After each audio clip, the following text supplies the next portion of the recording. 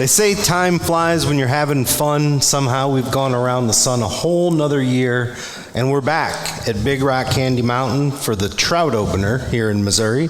Going to be fishing Montauk State Park. Shags likes to say I'm a troll because I'm always under the bridge when the whistle blows, but he likes his hiding spot. I'll be in my hiding spot under the bridge. Can't wait to get going. But we always enjoy this the night before, and we've got a live audience tonight, so we thank all of you for coming out. But we really know that you're here for this man sitting next to me. So with no further ado, I'm Brandon Butler. I'm Nathan Shags McLeod. I'm Mark Van Patten. And welcome to the Driftwood Outdoors podcast. Now, before we get started, just want to say thank you again to everyone that showed up. It really means a lot to us. And last fall, I got married here at Big Rock Candy Mountain, and we had a keg of Busch Light untapped left over. So Roger and Leela were kind enough to bring it in here. So there is free Busch Lights. I said, on the house, and Roger looked at me and goes, well, on you. And he was right. I did pay for it, but please help yourselves. Excited for everyone here. So Mark, let's get right into talking fishing. I kind of ruined the podcast a bit because we talked all about this before we even hit record. It was the one rule, save it for the podcast, and I didn't do it. But we know there was a historic flood in this region in the fall of 2024. I mean, it blew out nearly 1 million fish into the park and into the upper current. I think it was over 900,000, which then led to some of the most insanely amazing fishing all winter long. And then opening day last year was historic in the size of fish, the amount of fish. It was literally every single cast. But it seems since, because then going throughout that year, that spring and early summer, all this area got was flash floods. There was no consistent rain. It was either blown out or extremely low. And we talked about how in the past there were certain sections, like in the winter, I really enjoyed walking because you could sight fish. You could always count on seeing 1, 2, maybe 3 legitimate lunkers over 20-inch browns that you could sit and just cast to and cast to and cast to. And it just seems like those fish aren't there anymore. And I'm curious, you being the former biologist too, your take on it. Is it because of all the habitat being displaced and all the gravel and the sand being pushed around? Or is there something else that I'm missing? Because a novice thinks you had 900,000 fish blown into the system. Those big browns are just going to get even bigger feeding on the small, weak ones that couldn't quite handle it. It just doesn't seem like we're seeing those fish now. Well, you're right in one sense. There was a lot of structural change to the stream bottom, the stream substrate, which affects a lot of things, not just the hole, but all the insects that live in those interstitial spaces between the gravel and the rocks. That is the food the fish depend on. All of that gets disrupted and change. When you disrupt that, that's going to change feeding patterns as well. So they may move from one area to another just for that alone. But then you add to that the fact that we had a real low water year, and that means warmer water, that means lower oxygen levels. Those big fish, the bigger the fish is, the more demand the oxygen levels it has. And they're the first to go whenever oxygen levels drop. If you ever look at a pond where there's been a fish kill, it's the big fish. The little ones usually can survive on lower oxygen. So you've got low oxygen levels, you've got substrate changes that could be pretty radical and traumatic to the fish. And then those holes that you used to go to probably aren't there anymore. They filled in.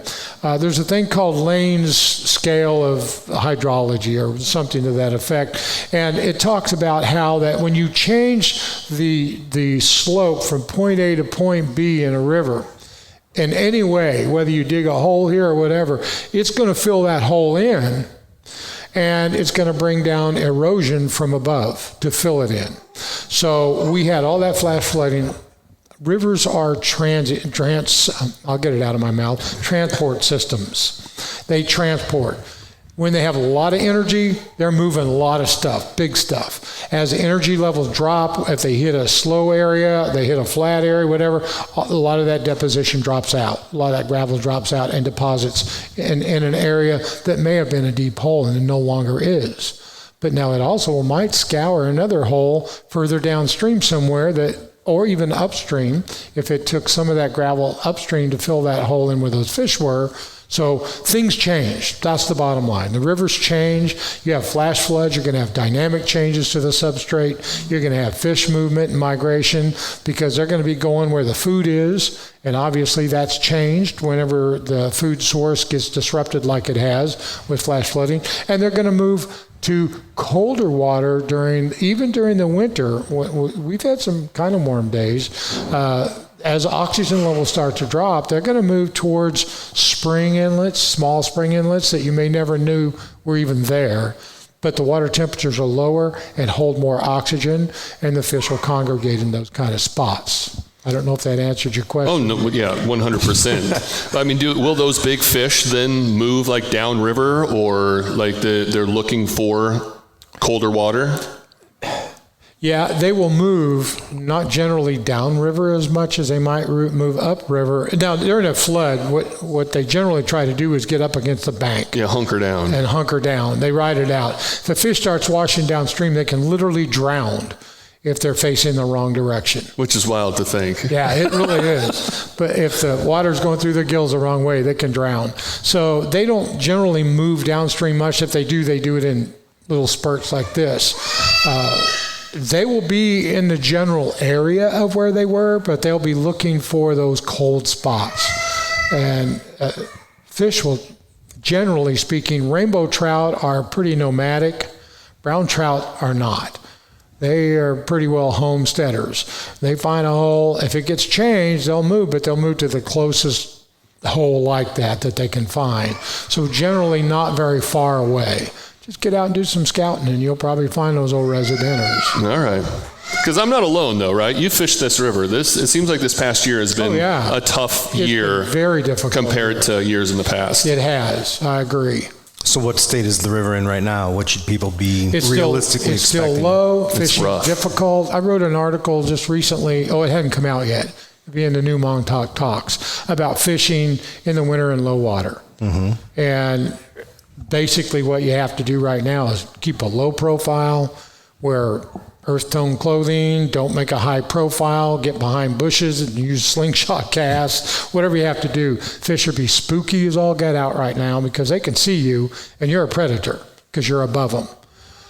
Now when you're in the water, not as much, they think you're a structure. But when you're standing on the bank or walking or, along the shallow edge or whatever, they see you and you look 10 feet tall. You'll look 12 feet tall. Everybody else looks 10 feet tall. The browns don't move far. Okay. So they'll be around somewhere. So for those that are going to be fishing in the park tomorrow. Now, for fishing in the park, it's a different ball game. We're not hunting wild fish. We're hunting stock fish. There'll be a lot of them in there. They'll be hungry and ready to make you happy. All you got to do is throw something out there that looks kind of like food. You got any tips? Fish. Pardon? Some tips? Well,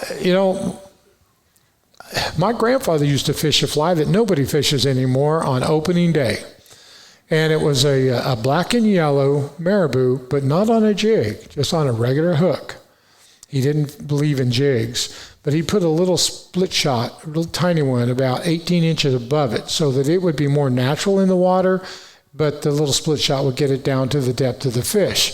And he would dead drift that, and was very effective in Montauk with that black and yellow marabou, just on a straight hook. No body, just tied on at the head of the hook and a head on it, and you go fish. Wow, I thought he was only a dry guy. Well, to him, that was dry. So can you recall your first opening day? I do. How old were you? I was 12 or 13. I wrote about it in my book. My grandfather kept telling me, whatever you do, we're going to get there in the dark because we got to get our spot. And he said, we're going to wait out there in the stream, and we're going to stand there and we're going to wait for the whistle.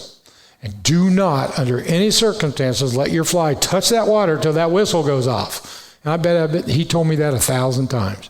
We finally get there. We're all situated. It's so dark I can't see. There's a million other people there.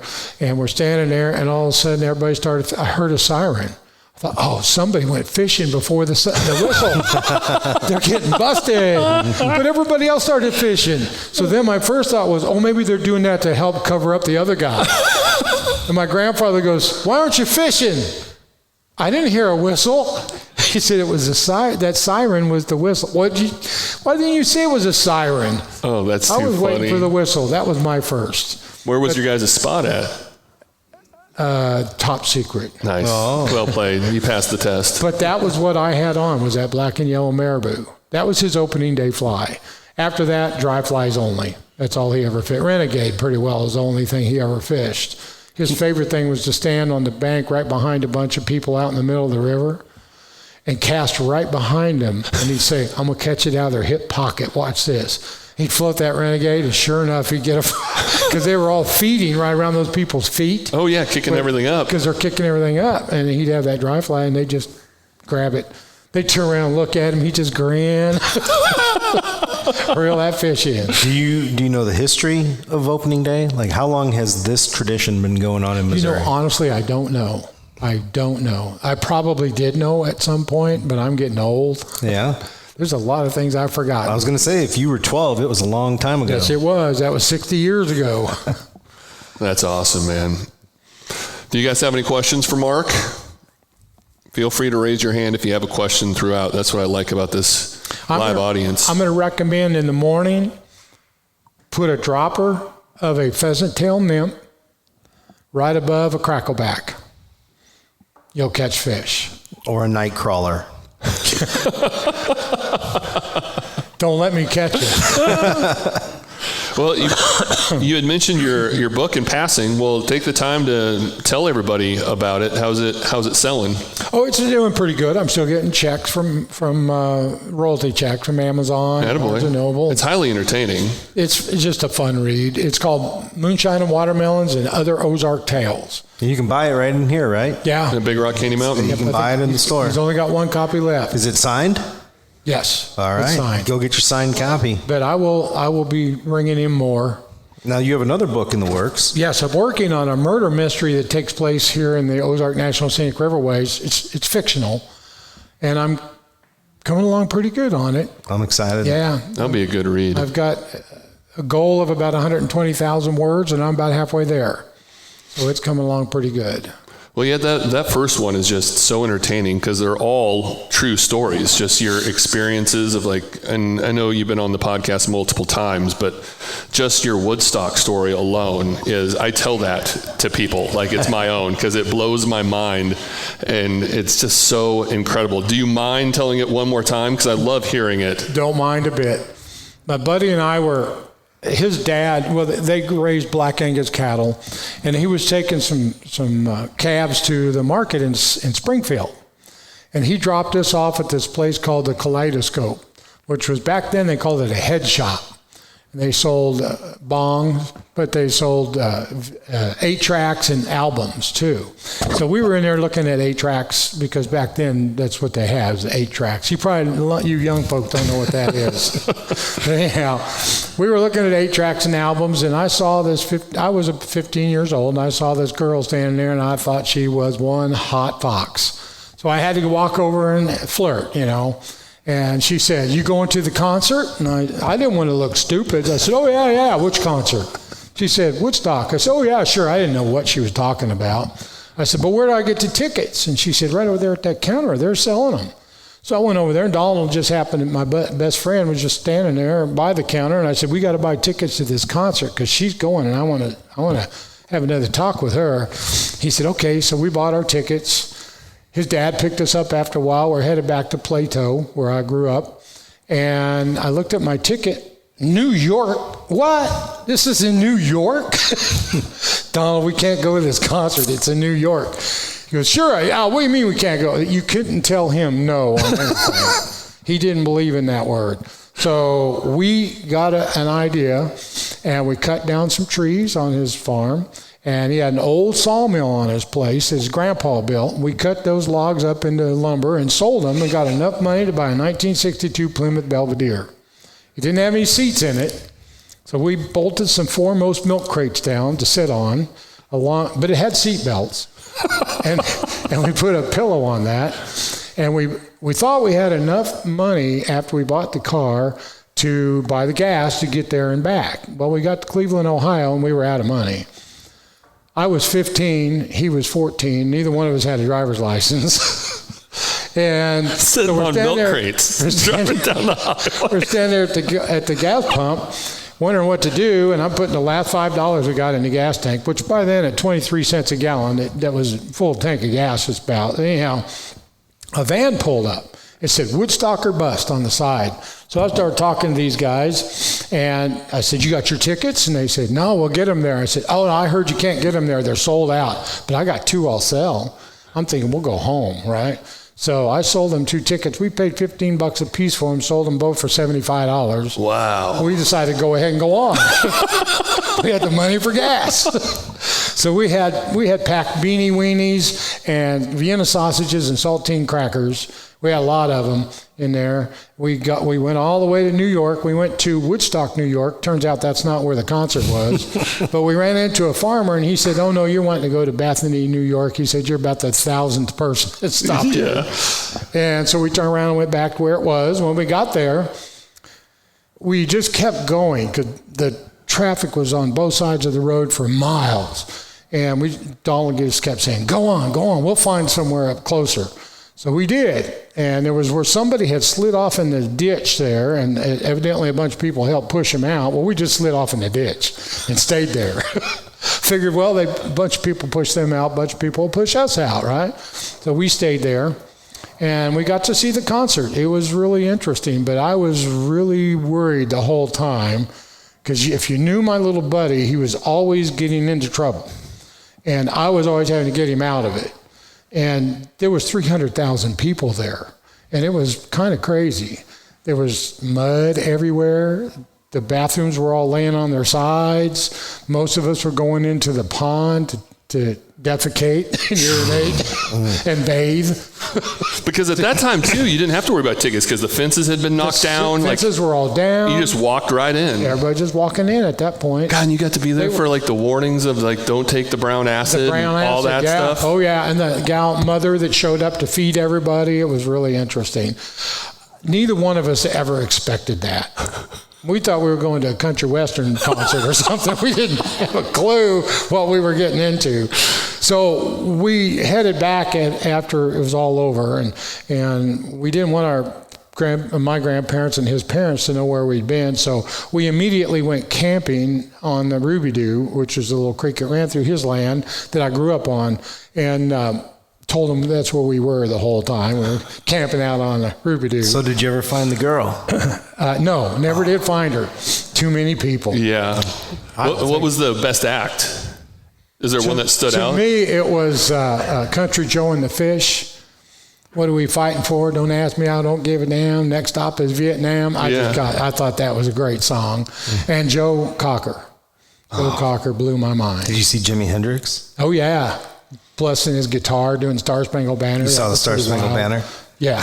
Oh, man. Yeah, dude, that's mind-boggling to me. Like, could you imagine now going down I-70 and looking over and seeing a 15-year-old and a 14-year-old in a car sitting on a milk crate, just barreling down the interstate? Here's what the Highway Patrol could see. They could see this guy sitting there with his head against the ceiling. And probably thought he was just a big guy. Oh, look, it's Shags. Oh, man, and that's just one of many wild stories from Mark's life that's in that book. We've done over 350 of these, including Bill Dance, Al Linder, the governor.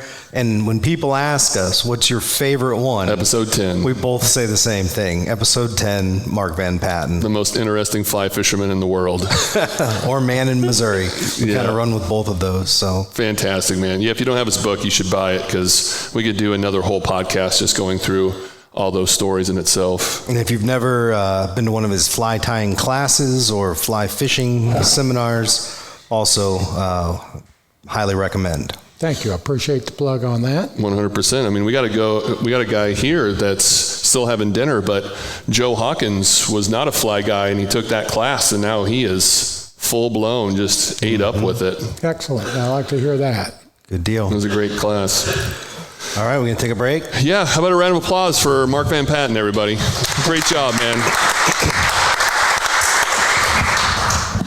Our next guest is Ben Timson, who retired from Missouri State University in Springfield, where he was a professor of biomedical sciences for 32 years. Now he has completed his new book, Summers at Cedar Grove, The Rise and Fall of an Ozark Village.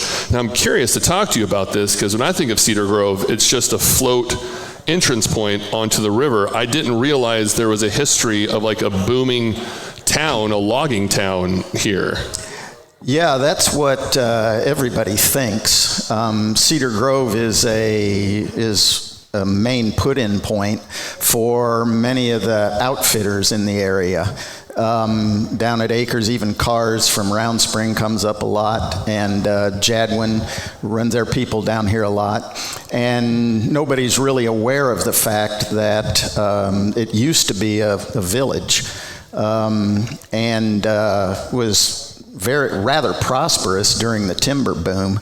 At its peak, it had, I'm not exactly sure of the population in the village, but they had 3 general stores, 2 blacksmith shops, a feed store, doctor's office, drugstore, barber shop, creamery, and a number of houses, and a post office.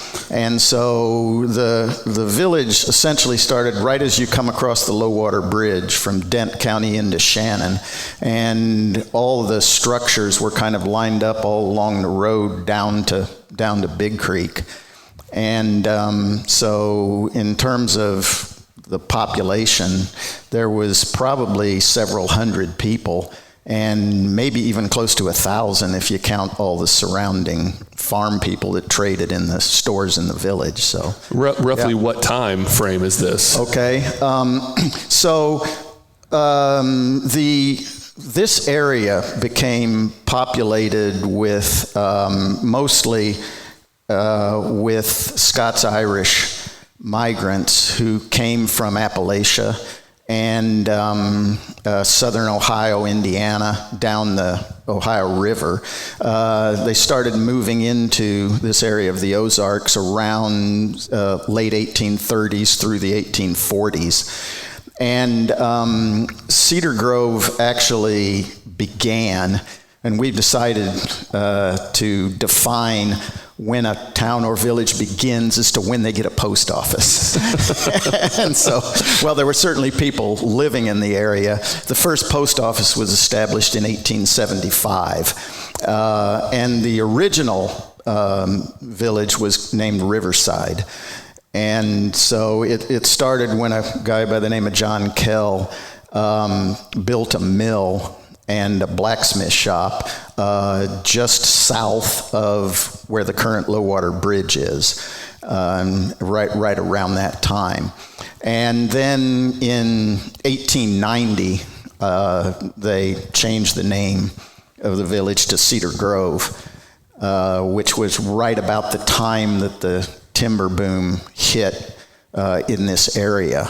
And that then just changed the whole system of living and brought a lot of people into the area with the timber business. And now, is there any remnants of this town left? There is. There's, if you go down B here to the bottom of the hill, instead of turning left and going across the bridge, you turn right and follow the old road down there. A couple hundred yards down, if you look off into the woods, you can still see some concrete building foundations and whatnot. So, it's wild. so yeah, there's a few. You could go to St. Louis or Kansas City or any big city and have dinner in a building that's older than 1875. Yeah. And here you have a town come and go in that same amount of time. Yeah, it's really, well, I mean, it's fairly typical of what happened to, or the fate of Cedar Grove is fairly typical to many small villages that rose in the Missouri Ozarks back in the mid to late 1800s. Is that, the timber boom came in, but after about 40 years, the land was stripped of all the timber and the way of life, which began in the 1840s and 50s, where people just used the forest for just the timber that they needed to build their cabins and barns and heat their house. But then the forest also sustained wildlife, and so with gardens and wildlife and the forest, they were able to sustain life. Then everything changed from that subsistence farming to industry when the timber people came in. And over a period of time, the hills were stripped clearing of everything. As a matter of fact, one of the guys described it best that we talked to.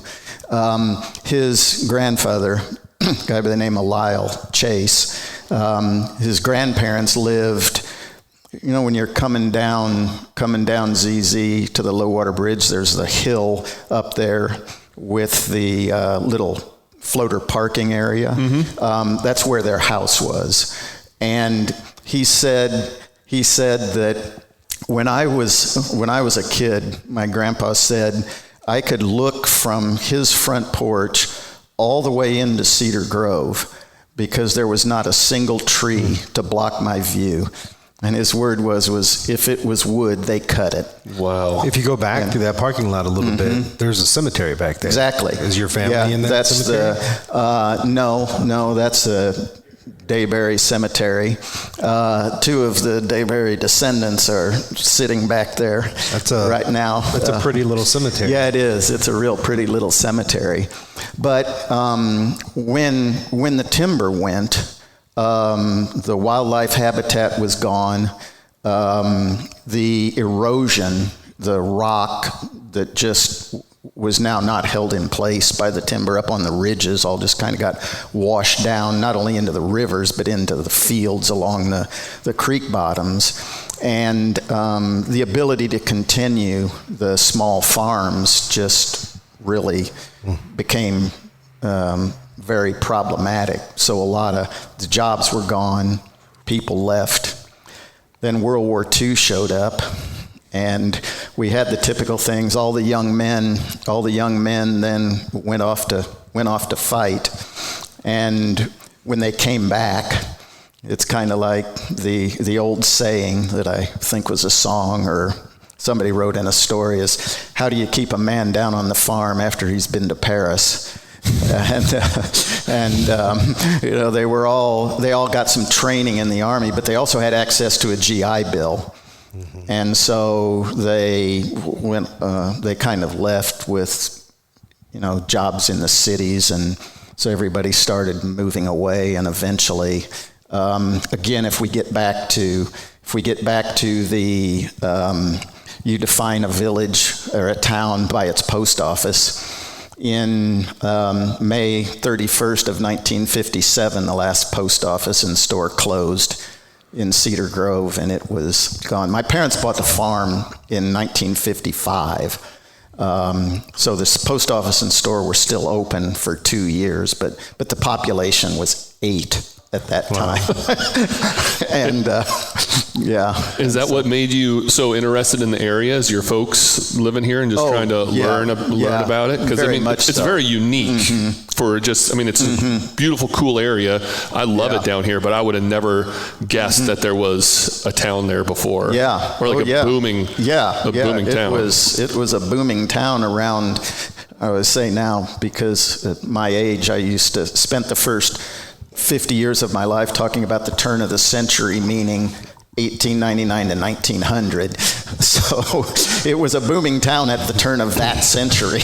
Well, I believe that at one time, the sawmill in Grandin, Missouri, was the largest sawmill in the world. You're absolutely right, Brandon. Yeah, and that was owned by the Missouri Lumber and Mining Company, and that actually started the timber boom in southeast Missouri. Mm-hmm. They had one 50 years earlier over on the Big Piney and Gasconade, and the big reason was because the that early in the 1815 to 1840 is that the way that they were able to get logs to market was rivers. And coming off the north slope of the Ozark Spine, the Gasconade, the Big Piney, the Osage was in the Missouri River watershed. So they could float it north to the Missouri River to markets in St. Charles and St. Louis. Whereas on this side, the Current River, the St. Francis, the Black, flow off the south side of the Ozark Spine down into the White and eventually into the Mississippi, but south of Memphis. Yeah, so if somebody gets in your space tomorrow a little bit, just be thankful it's not 100,000 logs coming down. Exactly. Oh, my Lord. You imagine you're out there casting. Oh, yeah. That was one of the big things. There was a lot of tension in those days between the farmers and the lumber folks, Well, the today- railroad tie and lumber folks, yeah. Cedar Grove actually marks the end of the blue ribbon and the beginning of the red ribbon. I got that right, Mark, didn't I? Okay, so so it's a prominent place in the trout fishing world of the Current River. Of course, there were no trout at the time that you're talking about. In doing your history, did you find any history on fishing in the river at the time or throughout the time of that time? We didn't really look into that. We were mostly looking at the village itself, and I probably have to confess to you two, and it might be anathema, but as far as this sounds, I'm not a fisherman. Your family owns the farm next to Cedar Grove, and you don't fish.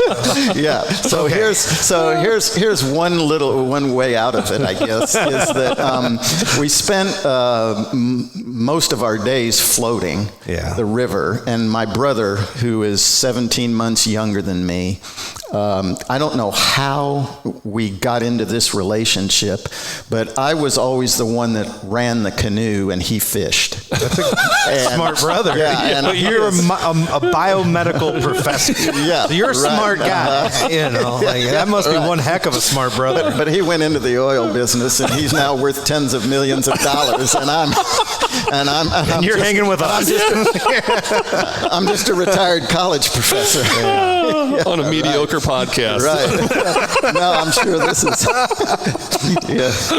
Oh gosh. Yeah. But I remember one time he and I was 12 years old. He was 11, and our parents allowed us to take our first overnight float trip together, just the two of us, and we took off from Big Creek, where we were camped on the creek. It's about 200 yards upstream from the confluence with the Current River. So we just floated down into the Current and headed off down to Round Spring. And of course, he was fishing, and I was running the canoe.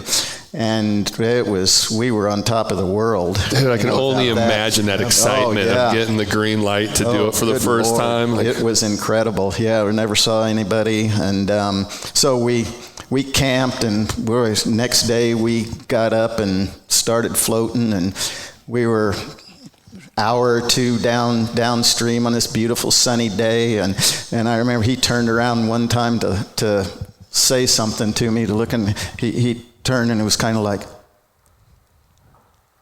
got this horrified look on his face, and he said, "Look behind me." I turned around, it was the blackest sky I'd ever seen in my life. We got caught in a massive thunderstorm.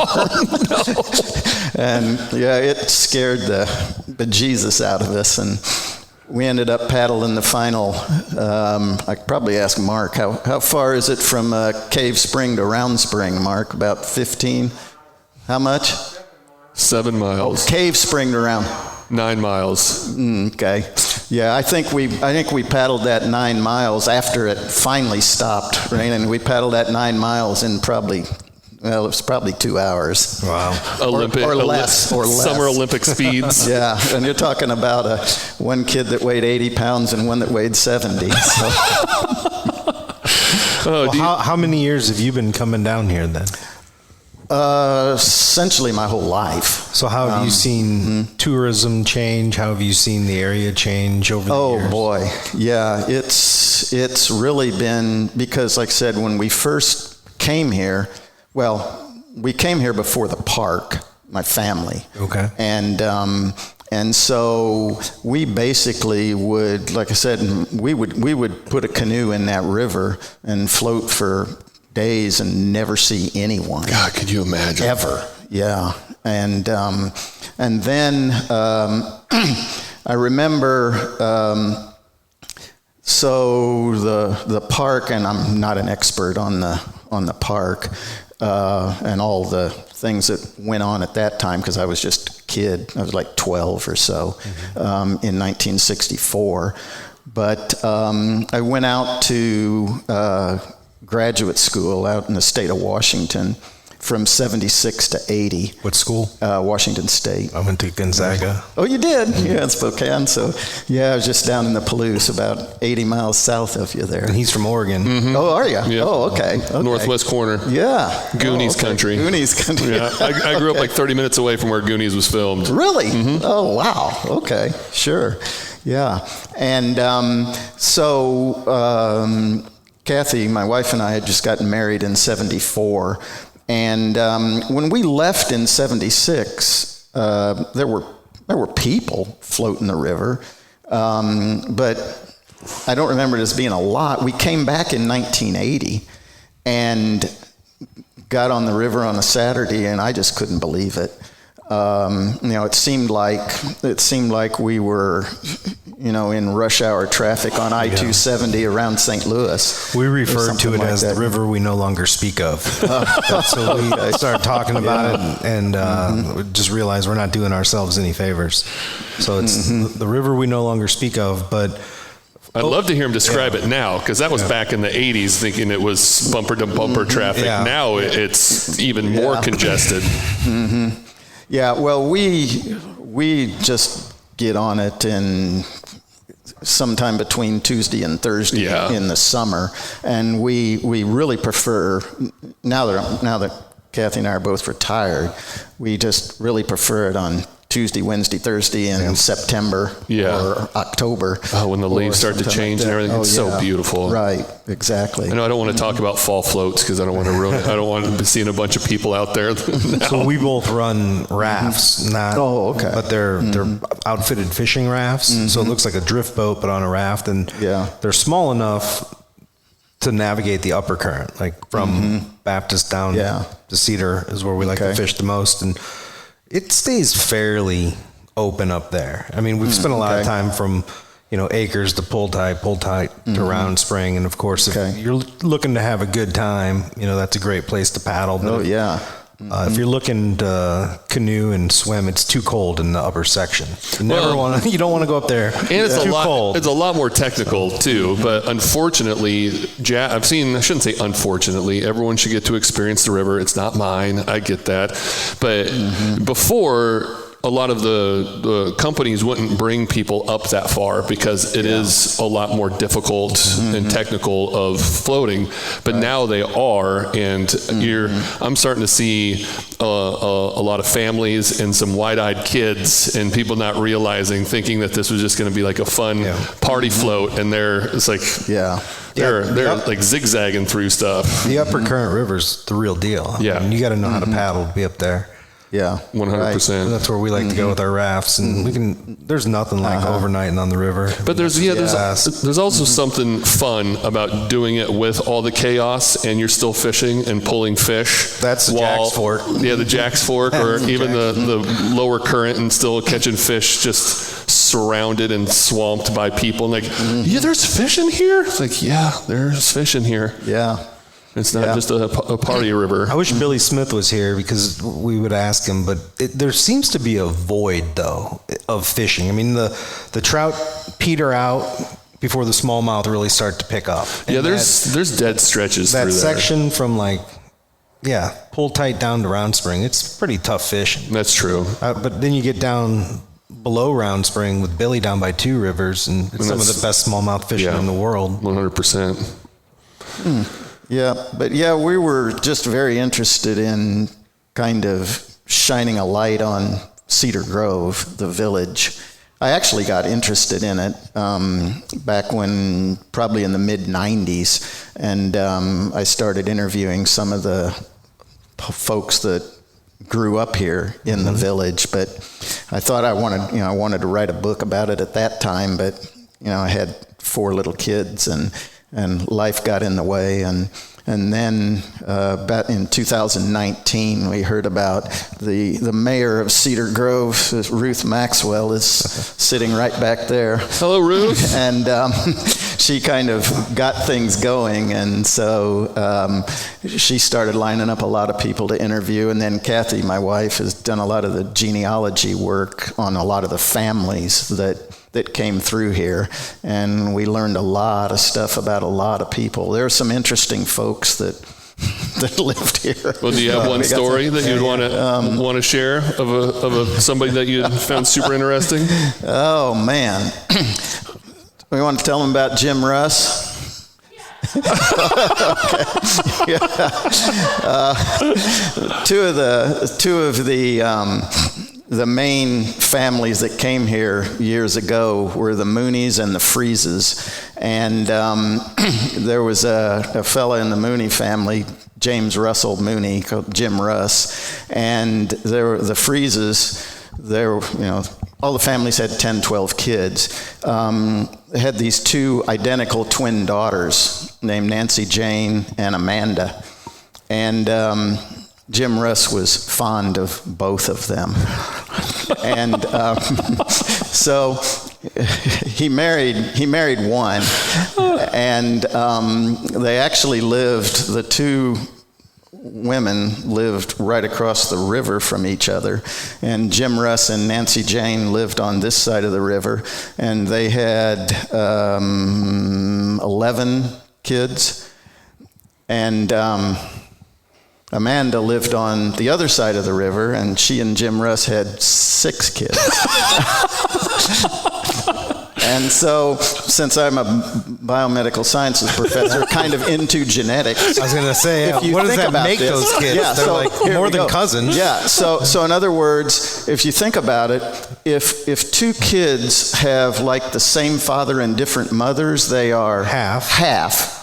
So these are like 3/4. But if the mothers are genetically identical, like identical twins, it's the same thing genetically as having one father and one mother, and the same mother.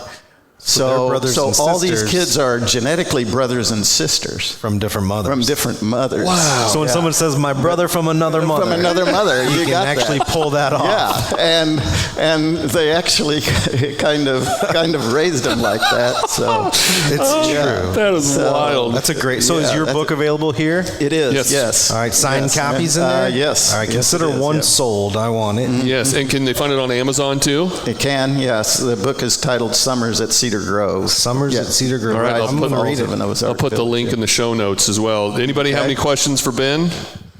All right, buddy, man. Appreciate you. Super nice to meet you. Thank you. That was great. awesome, man. Great job. Great job. Thank you. All right, we'll take another break. Quick break. Yeah, round of applause for him. Joining us now, good friend of the podcast, good friend just all around, great dude, floated with him multiple times, fished with him multiple times, Keith Mueller. Or affectionately known as Uncle Keith. It's Uncle Keith, baby. Nephew Noah's out there. Gotta say, there he is. Hey, congratulations, Papa Bear. Nephew Noah. He just had a baby. Great seeing you.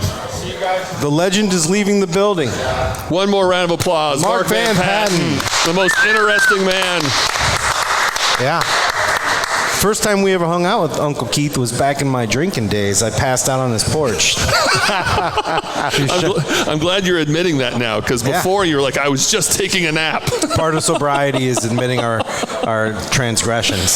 That was a fun, because we didn't know you guys. Not at all. Beforehand. Right. Dude's giving us like steaks the size of our plate, feeding us full of good bourbon, like having us over to his cool house. Yes, because his nephew, Noah, wasn't it your fiance at the time, now wife, bought our float mother trip. Of his children. Yes, the mother of his brand new baby. Congratulations, buddy. Bought a trip of us taking them down the river in our rafts, and we just hit it off so well that, I mean, we went to fish walleye in Minnesota together, and you guys were at my wedding, which I appreciate. And now, I feel like we're family. Yeah, all good, right? Yeah, for sure. Yeah, and it's going to be opening day tomorrow. Heck yeah, and that's what we got you on here for, because you've been going for a long time. Yeah. Tell us the first time. When was the first one? The first time. Well, a little background. My dad was my hero, and but he mostly worked. He had his own business, and he did the books, or he was always working. He didn't fish a lot. He didn't hunt a lot, and we came down with the neighbors to Montauk for the first time. I was 6. And I was hooked. It was the coolest thing ever. And back then, the low water bridge, where the main bridge is now, on the right side of the bridge, you could camp there. And it was the coolest place because you're right on the water. Yeah. And that's actually called the Wall Hole. And we came down a number of times in the summer and never had a bite. I mean, I've fished from buzzer to buzzer, and it was so frustrating because we were using 10-pound tests and, Catfishing in the trout park. We see the cat fishermen out there. Yeah. So, I'm trying to scheme any way that I could catch my first trout. And, they always talk about there's so many fish on opening day. Well, man, I'm selling this hard at home. I'm selling this all year long. We got to do this. We got to go to opening day. So we go to opening day, and I really think that it must have opened on Monday that year, because we went down on Friday night because we wanted to get our spot by the river. Do you know what year this was? Pardon? What year was this? This was probably 1962. Okay. And we had a little pop-up. No, we didn't. We had a little teepee camper. And the neighbor, I was always so envious of him. He's a year younger than me. Grew up together, did everything together. And his birthday's March 1st. Get out of town, man. That is the coolest ever. He passed last year, but he was a wonderful guy, and we had wonderful times at Montauk for years. But so we got our spot, and there was 2 guys that showed up then. They were from Festus Crystal City. And the one guy was a photographer, and his name was Leon Counts. Nicest guys. I mean, we're talking fishing, and he's shooting pictures, and it was just great. And we had literally 2 days before the season opened, so we're all over, we're scouting. And, old guys always talk about how it was back then. Well, they didn't stock then like they do now. I'm telling you, I fished in Alaska before, where they have the fish stopped by a fish weir so they can count them. And you could literally throw a lure in and bounce across their backs. Well, that's the way they used to stock. And you would see, 2 or 3 lunkers in every hole. And so it's the appointed morning. You're up early, get a little breakfast. You just got to walk to the stream. And the photographer guy, he decided he was going to dip his coffee pot out of the river.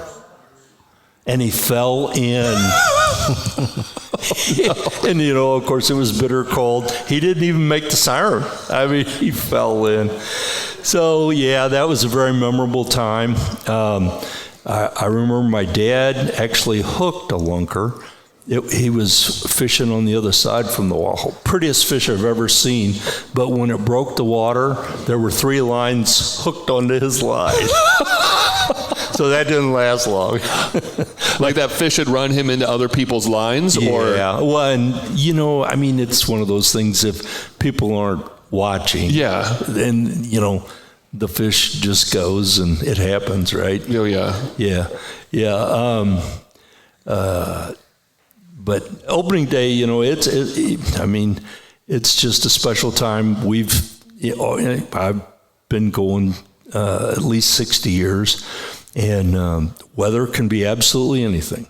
It could be 80 degrees. It can be, I have a picture of my thermometer at the house from, 12 years ago, and it was 17, and that's a little hard on your equipment. The eyelets want to freeze up.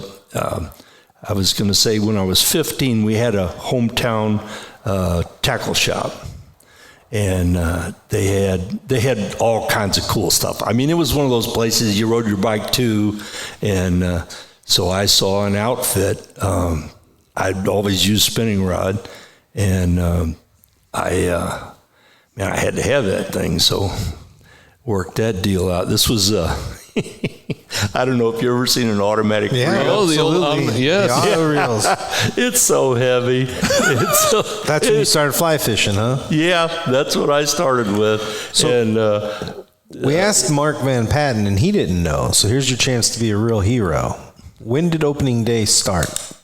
What year? Yeah, what year did this tradition begin? I don't know. I don't know. I heard a really good story about open day from, you just have conversations with people on from Pacific. And I said something about, we're going down for opening. Oh, he said, we always went down for opening day. He said, as a matter of fact, one year there was a group of 6 guys went, and this was, probably in after the war. And he said, I actually caught a really big fish. And nobody did very well. And he said, they threw that fish out of the car 5 times on the way home. He said it didn't look too good by the time we got back to Pacific. Oh, shoot. And, the evolution of the fishermen over time, I will tell you, there are times, you see the picture where people are shoulder to shoulder, and you see these terrible hookups, and I think that it's really evolved. I think people are more in tune to, if you get a drift, and if I let him run his drift, then I can run my drift. And I think they watch better when you hook up on fish. That's really where most of the big problems happen, is if people aren't watching. I've got an article out on Game and Fish Magazine's website this week, and it's the 10 tips for enjoying an opening day at a Missouri trout park. I've seen articles in the past, and I take offense to it when people badmouth opening day. I'm not ever going to do that. Look at that crowd. I don't want anything to do with that. And I always say, I can agree with that 364 days a year. But this one day is about celebrating fishing, knowing that guy next to you who just walked into what you thought was your hole or crossed up your line, yes, they're there for the same reason you're there. And that's just because you both love fishing. Everybody wants to celebrate this tradition. It's more about the big picture on opening day than it is, trying to land that lunker. You got the rest of the year for solitude and silence and all the things many of us appreciate about fishing. But this one day, it's a testament to how much we collectively, as a community, love fishing. And so basically 10 tips boils down to just don't be a jerk. Yeah. Be a good dude, let other people, enjoy the moment. Yeah, enjoy the moment. For whatever it is. Bad weather, good weather, you can make friends. I have 2 friends from South City. Never talked to them ever other than on the stream. But they were like my brother and sister. Yeah. And, there were many times where you'd see Ron and I sitting on the stream bank, maybe talking for an hour and a half or 2. Yep. Because I hadn't seen him since fall. And and their friends are your friends. And it's a rite of spring, opening day Completely. is, regardless, again, of the temperature or the conditions. And it's just something that I've always looked forward to. It's People know where I'm going to be March 1st. It's contagious too, because I used to be that guy, because I saw the pictures when I moved out here from like very, very in the hills, not seeing anyone, Oregon, fishing little streams for native cutthroat and stuff. And then I was working at Tom Foster's Bass Pro on Business Loop way back in the day in Columbia. That's a random poll. But, and somebody was like, you can go to the trout opener, you're a big trout guy. And I was like, and they showed me pictures, and I was like, never. I will never, ever in my life do that. I am not a shoulder-to-shoulder guy. But hanging out with Brandon and just talking to him about it, and then talking to you and other people, I was like, you know what? I need to go down there and see what this is all about.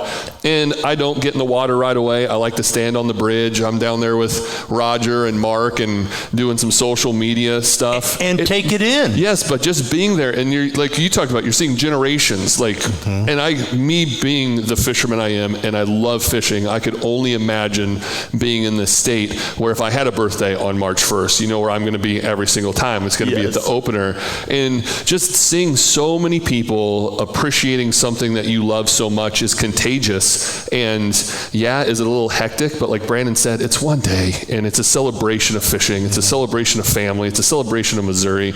And it's something you should at least try once in your life, because I know we got a couple of people here that are doing it for the first time, and I'm excited to share it with them tomorrow. And you have the Polish embassy. I know, diplomatic immunity. That's so funny. So I bought a little single wide trailer right outside of Montauk State Park in Montauk Village, and we were like, what are we going to name it? And my now wife, Savannah, was like, well, the Polish Embassy. And I go, why are you saying that? She's like, did you not see the sign on the top above the door when you walked in? I'm like, what? I walked outside, and sure enough, there's a super faded plaque that just says Polish Embassy. And I go, it's beautiful. You're right. That's what we call it. And I'll eventually knock it down and build something else, but I'm going to take that sign down, and that sign's going to be above the door of the new place. So, yeah, it's just a cool experience. What's your tag for tomorrow? Do you know the number? Are you in the top 10? 6. All right. Attaboy. How does that work? How do you get to number 1? People have to die. And they actually... That's the most honest answer. They actually don't issue number 1. Oh, they don't? The concessionaire retains that. Gotcha. Yeah. Because we thought it might have been the person that got to shoot off the gun gets to be number 1. They don't issue it. Yeah. Gotcha. Yeah. Do you think you're going to ever be that guy to fire off the working at it? So how does the list work? How are you number 6? Like, how has that been established in the hierarchy of it? Yeah, it's sort of like, you know how sometimes football tickets like, who do I got to bribe? Really hard to figure out. And how did they get those seats at Notre Dame? And how did you get those Tiger seats? It's just a process. All right. But are you going to be number 6 next year unless somebody dies and you'll be number 5? Like, correct. You're not going backwards. No. Okay. No, it's not like you have to give tribute every year. Oh, that's too funny. The number of friends that I fished with on opening. I had a friend that owned a sporting goods store in Villa Ridge. He is a retired cop and a very dry personality. And I was the reason that he came opening day. And the same thing, he goes, why would I want to do that? Well, he loved it, of course. And then he brought his son. And so I'm in the gun shop one night. And he goes, hey, I want to show you the lure I'm going to use. And he made this buzz bait with a half-pound weight on it. And he goes, I'm going to throw this to clear the lines out, so you got an open shot. That's a team player right there. Oh, man. Well, that's ironic because when people talk about shoulder-to-shoulder fishing, the Yellowstone River in eastern Montana at the diversion dam at Glendive is where people stack up to fish for paddlefish. So here in Missouri, we get out on Lake of the Ozarks or some of the rivers and you're doing a lot of, dropping and snagging, there you just heave as far as you can across the river and then you just rip it back. But you're fishing next to people this close. So as soon as one hooks up, it could clear like 10 lines before people get it out. So you're fighting it. But then they tag it like a deer and then you're done. Like they'll actually, one cool thing out there is they'll tag and release? No, you keep. Yeah. You can only keep one. At least at that time, it was only one per year. But they would trade you if you would donate the row. Then they would process your paddlefish. And here we've been wanting for years to get the paddlefish poaching case on the podcast, Operation Roadhouse, where the KGB were selling millions of dollars of paddlefish roe out of Missouri. So anyway, sidebar. Yeah, I mean, I've been trying to get that agent on there, but I mean, he was way down like southeast Missouri, and it just didn't work. That was before. I should try again. That was before we started doing it like through the Zooms and stuff like that. We should try again because that is a super fascinating story. If you're not familiar with Operation Roadhouse here in Missouri, you should check it out because we had the Russian mafia down here stealing and selling and buying, and there were some bad dudes at the Lake of the Ozark on the Osage River arm, and it's pretty fascinating. So you might not clear as many lines as a paddlefish, but you hook into a lunker and you can take 5 or 6 lines out in a pool. Yeah, it's so exciting though when you do hook a lunker and the person next to you goes, he's got a good one, pull him in. And people do it. Yeah. And, the last one I caught was up in the Blue Hole, up below the spring. And it was a really nice fish, and he was hooked really short. And it was going to be a problem. And he took off downstream, and I was right behind him. Fortunately, I didn't hit a log. But it's really all about the people, too. I couldn't get my net off, and finally somebody, help him, give him a net. And somebody came over, and we got it netted, and I heard somebody behind me say, now that's the way to play a fish. And that just awesome. makes the whole thing. Oh, yeah. You caught it, okay, so what? But somebody recognized your effort, and I think that's really fun too. And the opportunity to help someone else when I got a story from opening day about 6 years ago. There was 6 inches of snow on the ground, bitter cold, and we always get there way too early. But last year, Noah and my other nephew, we were there an hour and a half before the buzzer. When's the buzzer? 6:30, right? Yeah. Yeah. So we're sitting on a tree, and the stars are just absolutely amazing. It is the clearest morning ever. And we're sitting on this down tree, just laughing and it was the best hour and a half. It was just so fun. It was just absolutely fantastic. And that's the family aspect of it too. Yeah. There was no phones, there was no, Facebook. We were just hanging out, having a great time. Opening day is very special to me. That's pretty incredible. Yeah, I got to give a shout out. Joe's in here now. Joe Hawkins, last year on opening day, he was giving me a hard time because all those guys are like in their holes like hour and a half before the horn goes off, and I'm walking the bridge, visiting, hanging out, drinking coffee, just having a great time, staying warm. And the horn goes off. I do all my social media stuff. I've made my posts, and it was after all the fish had been blown out. We talked about it earlier with Mark, so it was very historic. The fishing was insane last year. I mean, and I was like, okay, these guys are having some fun. Let me go get I just brought an old crappie rod out in the back and threw a jig on, and I ended up catching a real nice lunker, a rainbow, but I didn't have waders on. I had sneakers, and I'm like on the rocks, don't even have a net. And Joe was nice enough to wade across the river and net that fish for me. Yeah. And I wanted to get on the board so bad.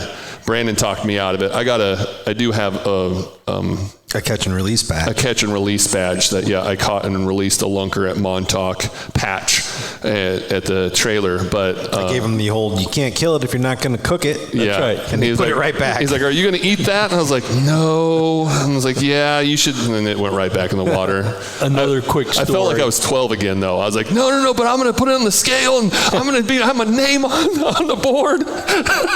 He's like, you're going to kill a fish to put your name on the board? And I'm like, dang it, no, I don't want to do that. Pictures are good. And that's what we did. We took a picture and watched it swim off so someone else else could catch it. So below the bridge where the Next wall guy hole put it on the was. scale for sure. I should have been looking for those measurements on the board. That was my fish. Yeah. Scratch his name I know out what it weighed. and just put mine an asterisk. Put an asterisk on the bottom of my name. So below the bridge at the wall hole, the stream was all on the wall side. Now it comes down both sides. That was a nice bar through there, and they always built a bonfire there so you could warm up. Mm-hmm. And I remember a guy was wearing stocking foot waders, and they melted. He Get him up by the fire. Those real light ones, you know, and they just bubbled down his leg. That was not a good day. No. Oh man, No. That's funny. too funny. So, do you have like anyone listening that still may not be sold on? I don't need to go to opening day. What would you tell them to bring the family down? I think I want to come back to your thought about your social media and doing that. But it's the weather, it's the people, it's the chance to catch fish, and it's the time with family. I mean, there's a lot to... My grandkids have been coming here since they were 1, 2, 3 months old. And you say Montauk, and they're immediately their faces light up. We fished the kids fishing this past year. Oh my gosh, they absolutely had a wonderful time. And you need to have some knowledge of casting, and you need to have some basic skills to really be able to enjoy opening day. That's at least my take on it. But when your kids or grandkids do have that, it's a tradition to start. I would have to admit, what you did last year, not starting at the buzzer, I'm 71, and I've never been able to do that yet.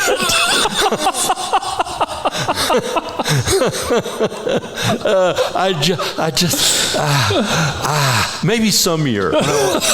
Maybe some year. But When not I'm this standing year. there under the bridge 45 minutes before the whistle and I'm freezing, and then all of a sudden he walks up like 5 minutes to go with coffee. How you doing? How you guys doing down there? And then some dude comes down 2 minutes after that and crowds right in front of me and takes my spot, and I have to remember everything that I wrote. Like, don't. Yes. Everybody's here for the same reason. Everybody's here for the same reason. The rules. Yeah. Oh shoot. Well, it's just so special to me. My oldest daughter got her doctorate in biology from Washington University. And when she was littler, I really made a terrible mistake. She was interested in trout fishing, and we had a day where she was just getting bites constantly, but she couldn't hook up. Well, Dad forgot to check her drag. So it was all my fault. And then it was like, I don't really want to fish. So she was, I guess, 22, and she goes, Dad, I want to try fly fishing again. And she's one of those people that if she can see it, she can do it. Mm-hmm. Then the way I knew she was hooked was she had a hard and fast time. We have to quit at 3. Okay, whatever your rules are, that's what we do, because I want you to go. 3 came, and she goes, I just want to make one more cast. And that went on for 45 minutes. It's always one more cast. And I did get her to come once on opening day, and she absolutely loved the experience. I have a lot of friends from St. Charles from here. I have a lot of friends from other places, and they got to interact, and she got to see that, and it was a very special time also. That's awesome. Yeah. Are you going to be in the flies only area then? Is that where you start off? Yeah, where's your spot? Well, You don't have to give us the exact spot. I need a pin. The flies only area, is that where you're going to be? yeah, Okay. yeah. That's Is it crowded up there on opening day? yeah. Okay. It is. Too crowded for shags? The stream is kind of weird right now, though. if you know where the jetty is, that's where the parking lot is on the far side. Okay. Up to the spring, it's really thin. The water is just Trickling out of there. trickling. Yeah. Then when you get below the jetty, it gets really deep. As in, there are some places if you get in, you can't get out. Mm-hmm. And there's a lot of water. But I'll be somewhere between the jetty and Hudson's Corner, and probably going down a little bit at some point. But Do you keep fish on opening day? I don't usually keep fish. Yeah, we're not keeping them tomorrow either. You going to go to breakfast at the church on top of the hill? Absolutely. Oh, Yeah. yeah. Montauk Baptist Church. Montauk right? Baptist. Yeah, That's a great Actually- breakfast. I actually asked Lauren on the way down, did you bring cash to give at the church tomorrow? Yep. Yeah. It's cool how everybody does that. Yep. It's awesome. Again, my mom just a actually, tradition. my mom actually used to volunteer there, and of course made tons of good friends of the ladies from the church. And Oh, nice. so that's a lot of those. Like the eggs are donated from this person that has chickens, and I mean it's really that's another Very cool thankful experience. for whoever gives the bacon. Yeah. We got any questions for Keith? Uncle Keith. Uncle Keith, a round of applause, everybody. Uncle Keith. Appreciate you. Our final guest, Roger Franklin, owner of Big Rock Candy Mountain. Thank you again, sir, for having us down here for opening day eve. You are more than welcome. Man, It's if you're our pleasure. You're talking best. You're talking about those nachos again, aren't Dude, you? everything in this place. I They even tried are- their new.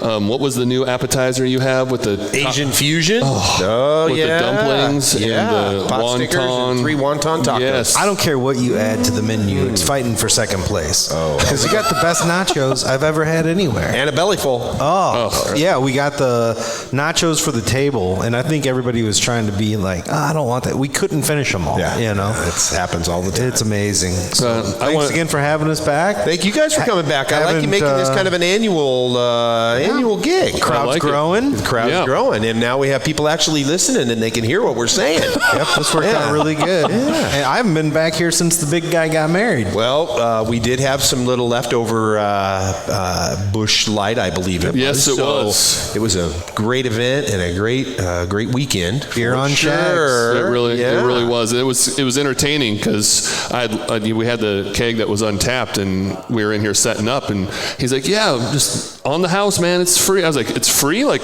on you?" And he goes, "No, on you. You paid for it. It's from your wedding." I just I like, was like, how "Oh yeah, that's right, I did." I like how our crew kind of just refers to this place as Big Rock now. Yeah. So people are like, "You going to Big Rock this weekend?" Yeah. And talk to somebody and they're like, "Hey, I'm going to be down at Big Rock." You know, it's kind of taking on this life of its own within our circle and becoming a recognizable place amongst our people. We are thrilled that it is. Yeah, We it's a really great are. place, man. We were just talking about this building. You brought us in here when you were just getting started on it, and man, it turned out absolutely beautiful. Fantastic. Thank you You've very done much. such a good job with so much on this property, but this is a real centerpiece now. It's gorgeous. And we hope that the event space does take off. And, Shags and Savannah had their wedding here, and we're hoping that more people will participate and, want to do Someday it'll probably be like a museum just because of that alone. Oh, This is the place where Shay, yeah, it'll be like the cult, like the cult Beatles following, like the yeah. Beatles stayed here once or something. Right. Very good. And he did say owner of Big Rock Candy Mountain, but I just want to reiterate Co-owner. co-owner. Yes. You and your wife. know. Oh, yeah. Yes, we know who the real owner absolutely. is. You're right. Yes. You're the hired help. I lift the heavy stuff. That's right. I do none of the thinking. Yeah. I'm not paid for that. Well, tell people a little bit about the property that those few remaining that don't know. Well, open trout season through deer season, basically 1st of March through Thanksgiving. We have cabins, RV spots, primitive camping. We have the Big Chill Bar and Grill, which is our restaurant on site. In the summertime, Memorial Day to Labor Day, we got the pool. And then, of course, the Big Rock Banquet Hall, which we're hoping can be rented for weddings, family reunions, class reunions, you name it. Anything that it does have a capacity limit, say 60 people. You could put more out on the deck, but we do like to kind of keep it small and intimate. So Walking distance down to Cedar Grove. walking, well, it's a good walk at 300, Yeah. 300 vertical feet on the way back up. So you'll feel that. I said down to. Yeah. You got to get a ride back. Get a ride You can back, get yeah. down there, no problem. Yeah. So So I do love sharing the story. I'm going to do it again. I do it every time we're on the podcast talking about this place, just how we first met, because I think it's amazing. Because we were doing a float down from Baptist down to Cedar Grove, and we're putting our rafts. I had a Yukon at the time, and we're hauling the raft on top of this Yukon, and there is a wild man down on the bridge screaming about hamburgers. Cheeseburgers. And this best burger in the town. You've never had a burger this good, and it's this huge dude with this giant beard, like kind of intimidating. Just like, where am I? I'm waiting for banjos to start playing. Like, follow me for the best burger, and he's pointing at a gravel road that goes up through the timber, and I'm like, no chance in heck am I following this dude up a gravel road for a hamburger. like, you kids want some candy? Yeah, like, no, that's not the time, no. So flash forward, like, I think it was a year, maybe a year and a half, we had done the floats with Keith and Noah, and they had mentioned Mark Van Patten was speaking at this place the day before trout season. I was like, well, dude, I love Mark. I haven't seen Mark in forever. Let's go up there and check it out. And we pull up, and I walk in the bar, and I go, holy dude, it's the guy from Cedar Grove talking about burgers. The Seinfeld guy. Cheeseburger. Because he's a very distinct personality. I mean, you see him once, you're going to recognize him when you see him again. And I'll be damned if that guy was telling the truth. That jalapeno popper burger was one of the best burgers I've ever had. And now, I mean, look at that. Now I got married here. Savannah and I come here all the time. I've tried everything on your menu. I mean, and I had a triple B cheeseburger today. Ooh, and it was brand great. new on the menu. Super good. Yeah. Congrats on that. I like the gooey bourbon. I mean, you described it perfectly. Gooey is good. Gooey bourbon, bacon, American cheese. And then Lauren had a salad. You ate healthier. Like, I went cheeseburger and onion rings. I didn't. Well, the only thing I have to You say ate about pretty that, healthy. No, I did like the fried shrimp taco and wonton. Yeah. Well, it's what was it, the Asian fusion. Asian It fusion. sounded healthy. Yeah, it sounds healthy. Nice but play on words there, Roger. Yep, we're all about the calories here. Yeah, I broke off my Get you ready diet. for opening day. You normally get like the broccoli bowl or No, something. the other salmon, the samurai salmon bowl here is really good too. Like, they got some.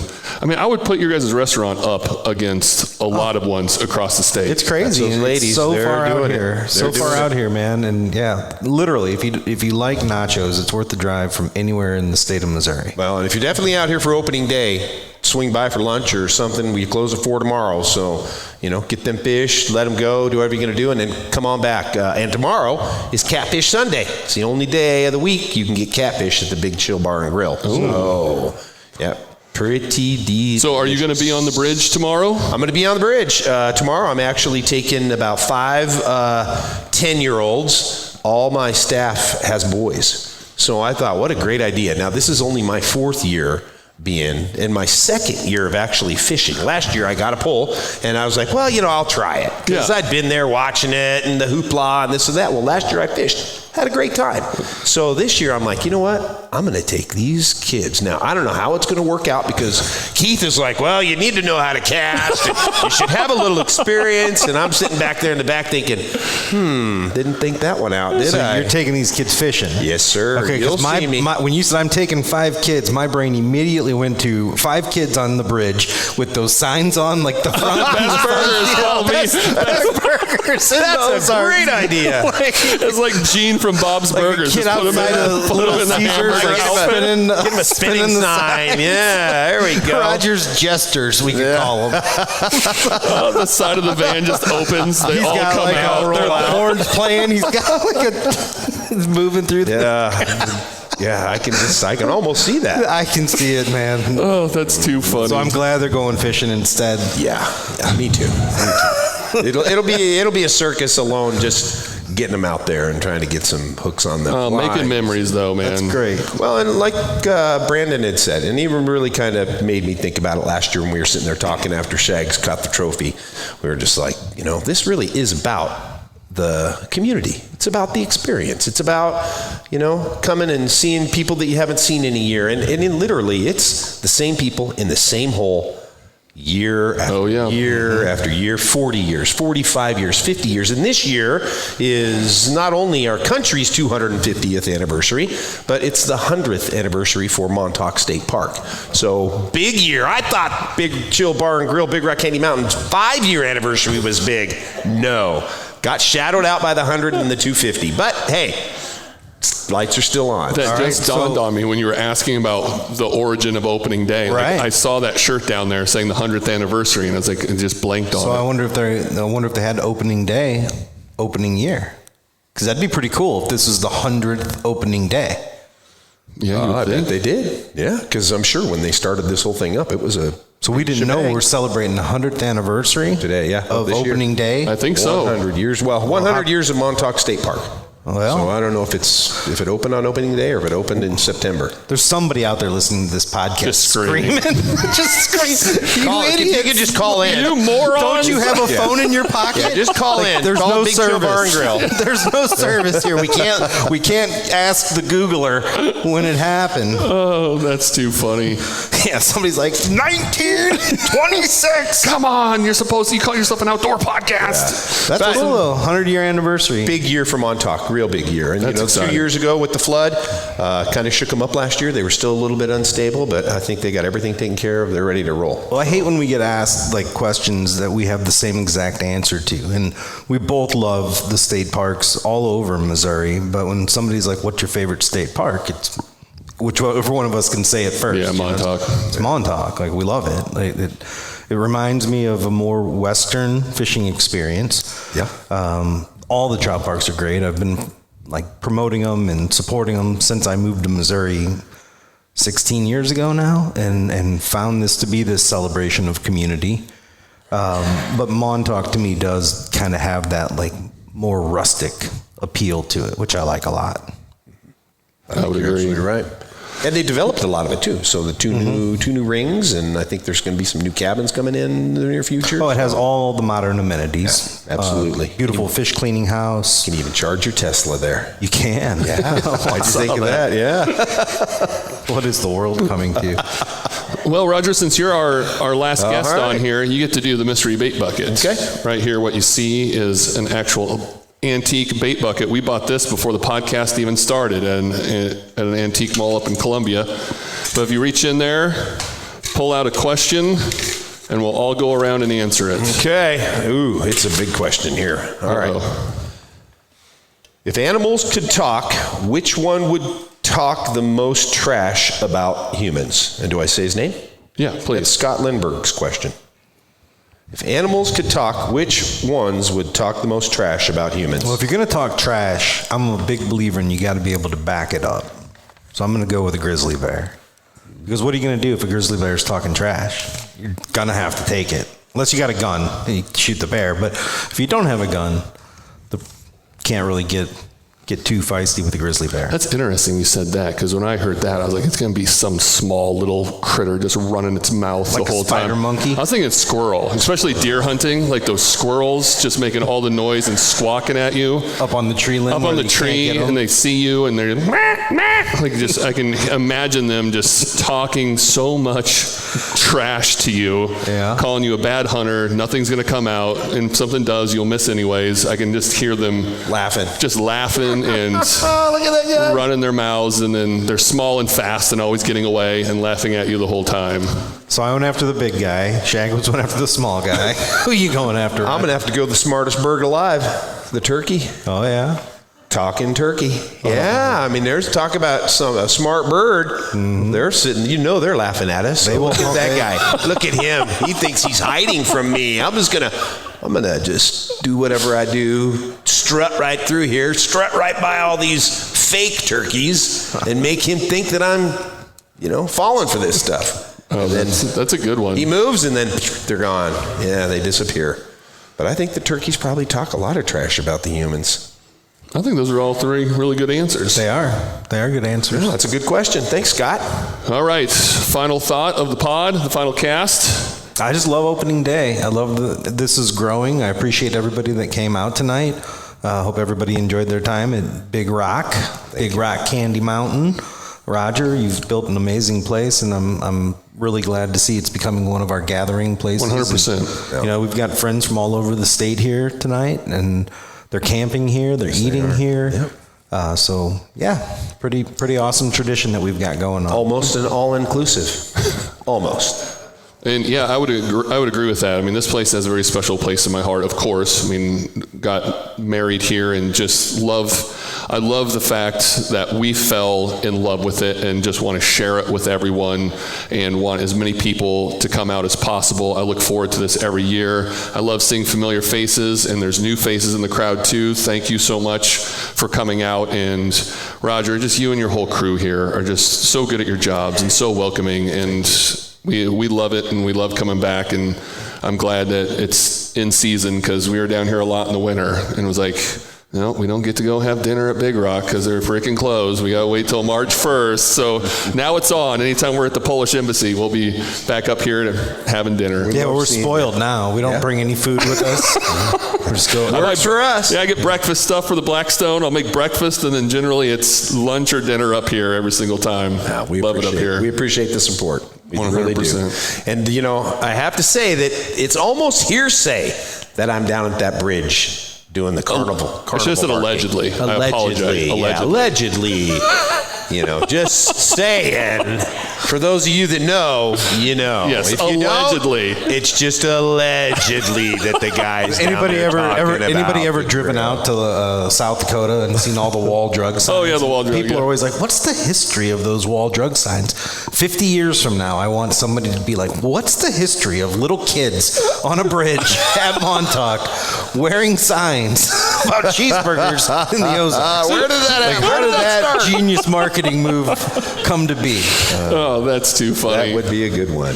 Well, we are extremely grateful with all the support. Thank you so much for stumbling across Mark Van Patten, the community that we've fell into here. Great job. I got the Beasleys, and we got Maxwell's. You had the Timsons here. You see a lot of your fishing friends, Joe and Michael. I mean, it's just amazing that these people come back and they come here and they're supporting us. And, you're supporting the American dream, folks. This is it. This is 100%, man. That's great. We are so blessed to have you here helping us. So thank you very much. I really appreciate that. I will finish with this too. Like, we wouldn't promote a bad place. So you guys are doing great work here. So it's definitely a team effort. And it takes us all. There's a reason why you keep seeing the same faces over and over again, because this place is absolutely incredible. And thanks again to all our guests for hopping on here. I know Mark had to take off, but Ben, thank you so much for jumping on. Keith, thank you so much for jumping on. And thanks for coming out, guys. We got gear review coming up next. Yeah, people always want to ask you, what flies should I use? Hold on. End of the podcast, the beginning of a gear review. Brandon, what are you reviewing for us today? Well, people are always asking me, what flies should I use, And if you're a believer in Mark Van Patten, like we're a believer in Mark Van Patten, he puts this little kit together, and it's the Magnificent 7 by Mark Van Patten, $19.95. You can buy them here at Big Rock.